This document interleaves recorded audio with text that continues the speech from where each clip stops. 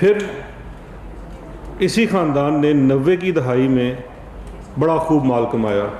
کچھ چیزیں ہمارے سامنے پہلے بھی آ چکی ہیں جس میں حدیبیہ پیپر مل والا معاملہ بھی تھا, دیگر معاملات بھی تھے جہاں پہ منی لانڈرنگ ہوتی رہی.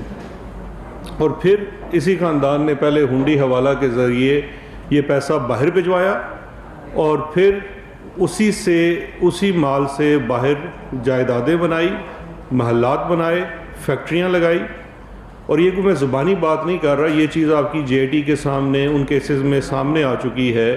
جب آپ باہر بنائی ہوئی کسی بھی چیز کا پیپر ٹریل دینے سے, منی ٹریل دینے سے محروم رہے, آپ کے پاس کوئی منی ٹریل نہیں تھا, تو وہ پیسہ ادھر سے ہی گیا. اور پھر جو پیسہ یہاں آیا کہ ایک جو متھ کریٹ کی گئی ہے کہ جیسے بہت ہی جدی پشتی امیر لوگ ہیں, وہ متھ بھی اب تقریباً ختم ہو گئی ہے, کیونکہ اس متھ کے پیچھے سے نکلا کیا ہے, وہ نکلی ہیں ٹیٹیاں. جس طرح شہباز شریف صاحب کے جو بچے ہیں اور وہ خود ان کی جائیداد کا, سلیمان صاحب کی تو جائیداد کا 99% جو ہے وہ ٹیٹیوں پہ کھڑا ہے. اسی طرح سے حمزہ کا سارا معاملہ ٹیٹیوں پہ کھڑا ہے. ان ٹیٹیوں کا بینیفٹ شہباز شریف صاحب اٹھاتے ہیں, ان کی اہلیہ ہیں, باقی صاحبزادیاں ہیں, سب ٹیٹیز ہیں. اسی طرح سے ہم نے دیکھا کہ اب یہ دوسرا جب انویسٹیگیشنز ہو رہی ہے تو جو دوسرا اس خاندان کا حصہ ہے وہاں سے بھی طریقہ واردات وہی سامنے آ رہا ہے. اب اس قصے کی اگر آپ تو اکثر دیکھیں کہ 90 کی دہائی میں قانون بنایا, پھر ہنڈی حوالہ ہوئی, پھر پیسہ واپس آیا. اب یہ سب کچھ بڑا اچھا چل رہا تھا, بیچ میں اصل میں پاناما آ گیا. پوری دنیا میں پاناما آیا, یہاں سے تو شروع نہیں ہوا, باہر کسی جگہ سے یہ شروع ہوا, پاناما کا اسکینڈل بنا, پوری دنیا میں آیا, بھوچال مچ گیا. پاکستان میں بھی ہوا, کسی ایک جماعت نہیں, سب جماعتوں نے, اپوزیشن کی جماعتوں نے اس کے اوپر سوال اٹھایا, عوام کے پاس گئے اور سپریم کورٹ آف پاکستان میں گئے. لیڈ اس میں ضرور پاکستان تحریک انصاف نے لی, اور اس چیز کے نتیجے میں ایک جے آئی ٹی بنی سپریم کورٹ آف پاکستان کی طرف سے, جنہوں نے انویسٹیگیٹ کیا, اور وہ 3 کیسز آپ کے سامنے اکاؤنٹیبلٹی کورٹس میں آئے, ہل میٹل کا, فلیگ شپ کا اور ایون فیلڈ فلیٹس کا. اب ہل میٹل کے کیس سے متعلق ایک بڑی اہم چیز اگر آپ اس کو دیکھیں تو اس کیس کے اندر جو ہے وہ تقریباً 85% سے زائد کی جو رقم ہے ہل میٹل کے ڈکلیئرڈ پروفٹ کی, وہ نواز شریف صاحب کو جاتی ہے, اور آگے سے اس کا ہی پھر تقریباً 80-85% حصہ جو ہے وہ اپنی صاحبزادی مریم صفدر صاحبہ کو گفٹ کرتے ہیں. اور اسی کیس میں یہ تینوں نواز شریف صاحب, حسن نواز شریف اور حسن حسین نواز شریف, تینوں اس میں ایکیوزڈ ہیں. نواز شریف صاحب کی حد تک کیس کنکلوڈ ہو چکا ہے اور انہیں 7 سال کی اس کیس میں سزا ہو گئی. ایک چیز جو بڑی امپورٹنٹ اس سارے چیز میں رہ گئی, اور وہ یہ تھی کہ آلدو جے آئی ٹی کی رپورٹ میں کچھ پیمنٹس کی نشاندہی ضرور ہوئی ہے مریم صفدر کی طرف, لیکن ان کی ڈیٹیلز موجود نہیں تھی. وہ بینکنگ ٹرانزیکشنز اور ڈاکومنٹس اویلیبل نہیں تھے جس سے وہ چیز سامنے آتی. اب وہ ڈاکومنٹس اویلیبل ہوئے ہیں, اور ان ڈاکومنٹس کے مطابق ٹی ٹی شہباز کے بعد اب یہ نئی ایک ٹی ٹی سامنے آئی ہے. تو میں کچھ ڈاکومنٹس آپ سے شیئر کرنے لگا ہوں, یہ اپنی اسکرین پہ بھی آپ دیکھ سکتے ہیں. یہ ہے, اب ایک ڈاکومنٹ دیکھیے, یہ 14 ملین کی ٹرانزیکشن ہے, ہل میٹل سے آتی ہے 2008 میں, اور یہ مریم صفدر کے اکاؤنٹ میں جاتی ہے ایم سی بی بینک میں. اور اس کے لیے ایک بڑا امپورٹنٹ ڈاکومنٹ ہوتا ہے فارم آر. جس طرح آپ نے دیکھا کہ وہ جو منظور پاپڑ والے کا ادھر سے پیسے آ رہے ہیں تو سلیمان شہباز وہ اپنا آر فارم سائن کرتے ہیں جس میں آپ اونرشپ لیتے ہیں کہ یہ پیسہ میرے نالج کے مطابق آ رہا ہے اور اس پرپس کے لیے آ رہا ہے جس کے لیے بھیجا گیا ہے. تو یہ ادھر ان کے دستخط ہوئے ہیں, تو اس سے انکار بھی نہیں کر سکتی. 14 ملین کا ہے اور پرپس لکھا ہوا ہے انویسٹمنٹ. اس کے بعد آپ آ جائیے, اگلا ایک اور ڈاکومنٹ 17 ملین کی ٹی ٹی, اور اس 17 ملین کی ٹی ٹی کے بعد یہ ہے اس کا آر فارم, دستخط ہے اس کے اوپر مریم صفدر صاحبہ کا. اس کے بعد آپ فردر ڈاکومنٹ میں آ جائیے. یہ روپیز ہیں, یہ کنورٹ ہو کے روپیز میں ہے. 19 ملین اگلی ٹی ٹی, یہ بھی ایم سی بی بینک میں گارڈن ٹاؤن برانچ میں آتی ہے ہل میٹل کی طرف سے ڈائریکٹلی مریم صفدر کے اکاؤنٹ میں. یہ وہ اماؤنٹ نہیں ہے جو نواز شریف صاحب نے ان کو گفٹ کی, یہ وہ اماؤنٹ ہے جو سپوزٹلی مریم صفدر صاحبہ کلیم کر رہی ہیں اس آر فارم کے مطابق کہ یہ انویسٹمنٹ کی صورت میں آئی ہے. تو اب دیکھنا یہ ہے کہ وہ کیا انویسٹمنٹ تھی. اس کے بعد آگے آ جاتے ہیں. 7 ملین کی ایک اور ٹی ٹی ہے.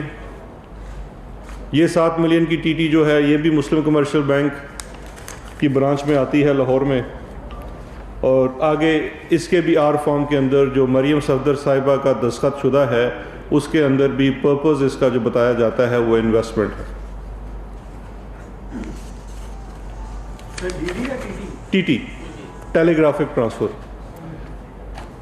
اس کے بعد یہ ریسنٹ, وہ تو 2008 اور 2009 کے میں نے آپ کو دکھائے, یہ ایک ریسنٹ ٹی ٹی بھی ہے جو کہ حبیب بینک جاتی عمرہ میں شریف ایجوکیشن سٹی کی جو برانچ ہے. ویسے آپ لوگ سارے انویسٹیگیٹو جرنلسٹ ہیں, میں آپ سے درخواست کروں گا کوئی وہاں بھی جا کے دیکھیں. ہم تو جو فائل کھولتے ہیں اس کے اندر سے وہی برانچ نکلتی ہے ایک شریف ایجوکیشن سٹی کی. تو یہ 2016 میں یہ ایک لیٹسٹ بھی پیش خدمت ہے. 9.9 ملین کی ٹی ٹی, یہ بھی ہل میٹل سے آئی. مطلب دکان بند ہونے سے پہلے یہ ٹی ٹیوں کا سلسلہ تواتر سے جاری رہا. 9.9 ملین. یہ ساتھ میں نے اٹیچ کر دیا ہے, یہ میں چھوڑے جاؤں گا آپ لوگوں کے لیے, آپ اتفاق سے بانٹ لیجئے گا آپس میں. یہ ایم سی بی کی بینک سٹیٹمنٹ ہے جس میں یہ ساری ٹی ٹیز شو بھی ہوتی ہیں. تو ملٹیپل ڈاکومنٹس آگے کہ آپ کی ٹی ٹی کا ڈاکومنٹ جو کہ ٹیلی گرافک ٹرانسفر کا ہوتا ہے, سوئفٹ میسج جو بینکس جنریٹ کرتا ہے, انٹرنیشنلی جنریٹ ہوتا ہے, اس کے ساتھ آر فارم ہے جہاں پہ آپ ایکسیپٹ کرتے ہیں تو پیسے آپ کے اکاؤنٹ میں ٹرانسفر ہوتے ہیں. آپ پرپز بتاتے ہیں, اس میں اگر آپ جھوٹ بول رہے ہیں تو فورجری ہوگی. اور اس کے بعد یہ ہے آپ کا ایچ بی ایل کا اکاؤنٹ جس میں یہ 2016 کی ہے. اب سوال یہ اگلا آئے گا جی کہ اس کے بعد کیا ہوتا ہے. اب ہوتا یہ ہے کہ چونکہ میری ذمہ ایک منی لانڈرنگ کے کیسز کو دیکھنا بھی ہے, ہمارا ایک یونٹ بنا ہوا ہے جو اس کی تفتیش کرتا ہے مختلف چیزوں کو, تو ہمیں یہ تمام جو سوئفٹ میسیجز جس طرح سے مختلف ٹی ٹی والی چیزیں ہیں, کچھ ہم نے باہر سے بھی جن ملکوں سے اوریجنیٹ کرتی ہے وہاں سے منگواتے ہیں, تو وہاں سے ہمیں جب یہ ایویڈنس ملا تو جیسے اس کا ریلیونٹ ادارہ ہے, ابھی اس کا پینڈنگ کیس ہل میٹل کا اکاؤنٹیبلٹی کورٹ نمبر 2 میں پینڈنگ ہے. اس سلسلے میں میں نے اس ہفتے 2-3 دن پہلے نیب کو ایک چٹھی بھی لکھ دی ہے جس میں یہ تمام شواہد اٹیچ کر دیے ہیں سارے کہ جی یہ ایک چیز جو تھی شاید صرف نظر ہو گئی یا پہلے یہ ملا نہیں تھا. یہ ایڈیشنل ایویڈنس ہے, ڈاکومنٹری ایویڈنس ہے کہ ایک ایسی چیز ہل میٹل اسٹیبلشمنٹ جس کے بارے میں جے آئی ٹی, اکاؤنٹیبلٹی کورٹ کا فیصلہ, سپریم کورٹ کا فیصلہ, تینوں ایک بات کہتے ہیں کہ یہ پروسیڈ آف کرائم تھا. اس کی آج تک کوئی منی ٹریل نہیں آئی کہ یہ پاکستان کے رہائشی, یہاں کے پبلک آفس ہولڈر, انہوں نے اور ان کے خانوادے نے یہ کیسے اسٹیبلش کی سعودی عربیہ میں. اس کی لیجیٹمیسی ثابت نہیں ہو سکی. اور پھر اسی کے سارے پروسیڈز دیکھیے, اس کے اندر مالک ظاہر ہو رہا ہے حسین نواز, اور وہ اتنا فرما بردار اور تابع دار بچہ ہے کہ وہ ایک آنا بھی اپنے پاس نہیں رکھتا, اور اپنے پروفٹ سے جو کہ ڈکلیئرڈ پروفٹ ہے آپ ڈکلیئر کرتے ہیں, اس پروفٹ سے بھی زائد رقم وہ اپنے والد اور بہن کو سارا یہاں ٹرانسمٹ کر دیتا ہے. تو ان کی حد تک تو جرم ثابت ہو چکا. یہ بھی ہم نے نیب کو بھجوا دیا ہے کہ اس کے مطابق دیکھیے کہ کیا اس کے اندر کوئی فردر کارروائی کی ضرورت ہے. اس میں آپ کو فردر پروب کرنے کی بھی ضرورت ہے, کیونکہ یہ تو ہمیں تھوڑی سی چھان بین سے کچھ ٹی ٹیز مل گئی ہیں بینکنگ ریکارڈ میں سے, تو یہ پوری ایک اس میں ایکسرسائز بھی کرنے کی ضرورت ہے کہ اور کتنی ٹی ٹیاں آئی ہیں. تو یہ وہ ایویڈنس ہے جو ہم نے نیشنل اکاؤنٹیبلٹی بیورو کو آفیشلی لکھ دیا ہے کہ یہ ایڈیشنل ایویڈنس ہے, ڈاکومنٹری ایویڈنس ہے. جو بات پہلے جے آئی ٹی کی رپورٹ میں اٹھائی بھی گئی تھی اس کو فردر کرابریٹ کرتا ہے, اور چونکہ یہ معاملہ اس وقت نیشنل اکاؤنٹیبلٹی بیورو کی دسترس میں ہے اور اکاؤنٹیبلٹی کورٹ کے سامنے پینڈنگ ہے، لہٰذا اس میں جو بھی نیکسٹ سٹیپ کرنا ہے وہ نیب نے کرنا ہے. ہم نے ان سے ایویڈنس شیئر کر لیا ہے، تو اب ہم امید کرتے ہیں کہ اس کے اوپر فردر وہ انویسٹیگیٹ بھی کریں گے اور جو بھی قانونی چارہ جوئی اس میں ہے اس پہ عمل کریں گے. تو یہ مین چیز آپ سے شیئر کرنی تھی. میں جاننا یہ چاہوں گا جی کہ ہم تقریباً ہر ہفتے ہی آپ سے کچھ نہ کچھ مل جاتا ہے یہاں پہ ڈاکومنٹس وغیرہ. آپ کے حصے کا کام میں کر رہا ہوں. تو جس طرح سے وائٹ کالر کرائم جو ہے پوری دنیا میں رسپانسبلٹی جو ہوتی ہے وہ فکس کی جاتی ہے ایکیوز پہ کہ وہ ڈاٹ سے ڈاٹ ملاتا ہے. یہاں پہ اس کیس کو ایز این کرمنل پیش کیا جاتا ہے، فوجداری کے طور پہ پیش کیا جاتا ہے کہ یہ جو احتساب کرنے والی ایجنسی ہے یا تحقیقاتی ایجنسی ہے وہ پروو کرے. وزیر اعظم کے معاون خصوصی برائے اسلام آباد میں معاون خصوصی برائے احتساب شہزاد اکبر پریس کانفرنس کر رہے ہیں، جبکہ دوسری جانب مسلم لیگ نون کے رہنماؤں کی پریس کانفرنس